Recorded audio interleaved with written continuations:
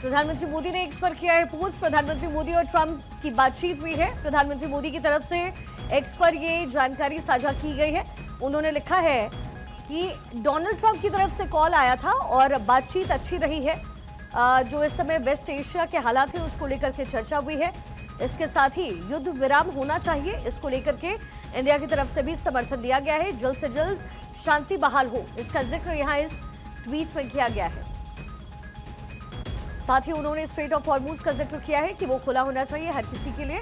Secure और accessible जो essentials हैं वो पूरे विश्व भर में पहुंचना चाहिए। We agree to stay in touch regarding efforts towards peace and stability. प्रधानमंत्री मोदी की तरफ से एक्स पर ये पोस्ट किया गया है। साथ ही उन्होंने लिखा है received a call from President Donald Trump, यानी डोनाल्ड ट्रंप की तरफ से ही प्रधानमंत्री मोदी को फोन आया और फोन पर दोनों की साझा बातचीत हुई है।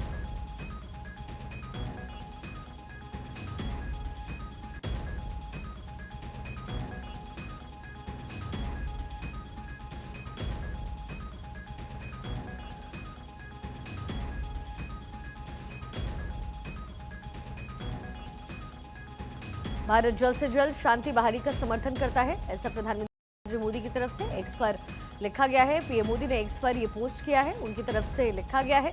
डोनाल्ड ट्रंप के साथ बातचीत को सफल उन्होंने बताया। उन्होंने कहा डोनाल्ड ट्रंप ने कॉल किया, हमारी बातचीत हुई है। Received a call from President Donald Trump and had a useful exchange of views on the situation in West Asia. India supports de-escalation and restoration of peace at the earliest. Ensuring that the Strait of Hormuz remains open, secure and accessible is essential for the whole world. We agree to stay in touch regarding efforts towards peace and stability.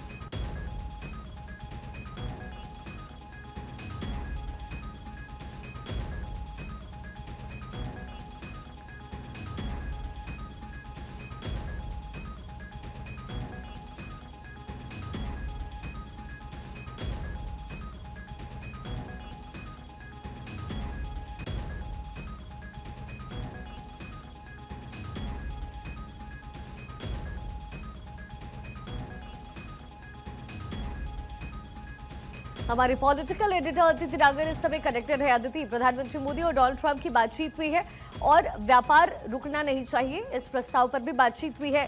साथ ही उन्होंने लिखा है कि Donald Trump की तरफ से phone आया है। क्या मायने हैं इसके? बिल्कुल, देखिए, प्रधानमंत्री नरेंद्र मोदी ने पोस्ट करके कहा कि मैंने रिसीव किया कॉल प्रेसिडेंट डोनाल्ड ट्रंप का, बहुत अच्छी यूजफुल बातचीत हुई है वेस्ट एशिया के मसले पर। उन्होंने ये भी कहा कि इंडिया डी-एस्केलेशन सपोर्ट करता है, रिस्टोरेशन ऑफ पीस या वो भी उन्होंने अपने पोस्ट में लिखा।